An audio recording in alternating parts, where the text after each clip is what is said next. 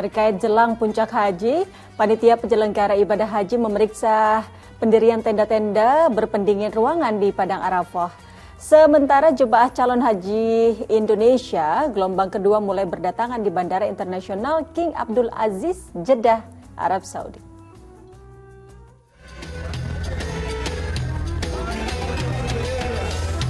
Jemaah calon haji Indonesia gelombang kedua mulai berdatangan di Bandara Internasional King Abdul Aziz, Jeddah. Jemaah mendapatkan sambutan khusus dari perwakilan Kementerian Haji dan Umroh Arab Saudi, Konjen RI di Jeddah, Ketua Panitia Penyelenggara Ibadah Haji, serta Kepala Daerah Kerja Bandara. Para jemaah yang sudah mengenakan pakaian ihram ini langsung menuju Mekah untuk melaksanakan umroh. Kebijakan untuk tidak adanya jamaah menunggu dalam waktu lama di bandara kedatangan Jeddah ya. Sehingga kita juga membuat edaran kepada seluruh kanwil provinsi yang ada di Indonesia untuk jamaah haji, khususnya mereka yang berangkat dari gelombang kedua, untuk mempergunakan kain ihram semenjak dari embarkasi masing-masing. Sementara itu, PPIH Daerah Kerja Mekah meninjau tenda-tenda untuk jemaah haji Indonesia di Arafah. Meski sudah berdiri, kondisi tenda-tenda besar berpendingin ruangan ini masih belum siap. Belum 100% ya, tapi memang saat ini sedang disiapkan. Kita lihat ini udah banyak AC-AC yang baru yang mulai dipasang. Semoga tahun ini lebih bagus lagi pelayanannya. Jemaah calon haji sedianya berangkat ke Arafah sehari sebelum puncak ibadah haji, yaitu 8 Zulhijjah atau 8 Juli. Tujuannya untuk mencegah kepadatan jemaah calon haji dari seluruh dunia. Jemaah akan wukuf di Arafah pada 9 Zulhijjah, lalu jelang malam harinya, pada jemaah akan mabit atau bermalam di Musdalifah. Puji Abdul Subekti melaporkan dari Arab Saudi.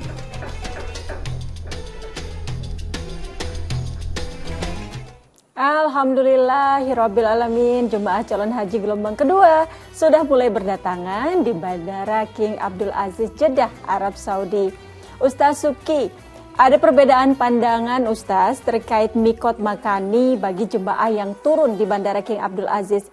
Ada yang berganti pakaian ihram di bandara, ada juga yang sudah mengenakan pakaian ihramnya mulai dari dalam pesawat, bahkan ada yang sejak di tanah air ini sudah berpakaian ihram dan berniat umroh.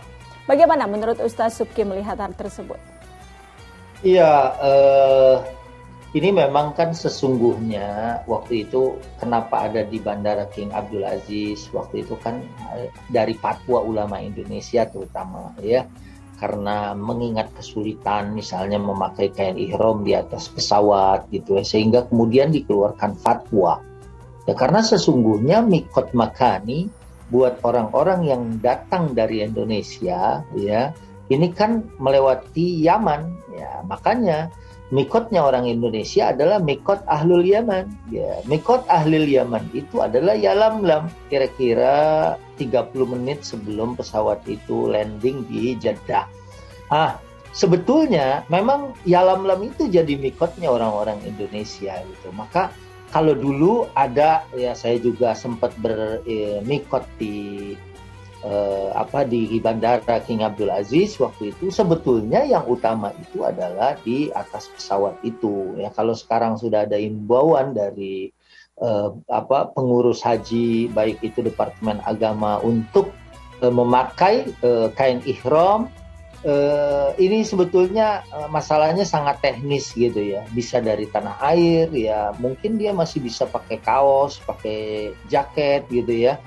Tapi dia sudah menyiapkan minimal bagian bawahnya atau bagian izarnya itu misalnya dari bandara tanah air ya, karena memang kan terbang 9 jam dengan suhu yang dingin di pesawat ya, bagi beberapa orang mungkin mereka tidak kuat gitu ya. Sementara nanti kalau ganti juga mendekati Yalamlam kadang-kadang kerepotan gitu ya. Maka kalau saya punya trik tuh ya, kita masih pakai, sebutlah misalnya pakai celana pangsi putih gitu ya, kemudian kita pakai pakaian sarungnya atau izarnya bagian bawah, karena kan kita nanti itu bagi laki-laki haji itu kan cuma 2 lembar, izar dan rida, itu tidak pakai kaos dalam, nggak pakai celana dalam juga gitu ya, jadi cuma dua lembar itu aja. Makanya dari tanah air misalnya kita bisa pakai celana dulu, terus kemudian kita pakai kain ihramnya, sehingga nanti